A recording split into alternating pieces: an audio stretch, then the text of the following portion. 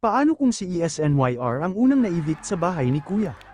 Isang tanong na maaaring nakalimutan na ng marami, pero kung babalikan natin ang unang linggo ng PBB 2025, makikita natin kung gaano kanipis ang linya sa pagitan ng pananatili at pag-alis.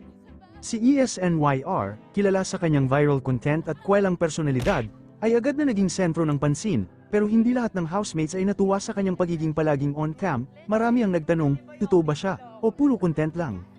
Noong unang nomination, muntik na siyang mapasama sa eviction list, at kung nangyari yun, kung si ESNYR ang unang lumabas ng bahay, ano kaya ang naging takbo ng buong season?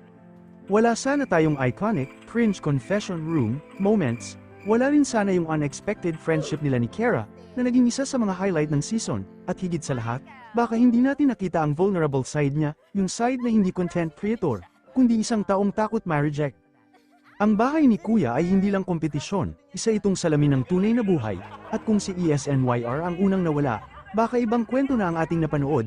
Minsan, isang boto lang ang kaibahan sa kasaysayan ng PBB, isang boto, para sa isang kwento na hindi na natin makikita.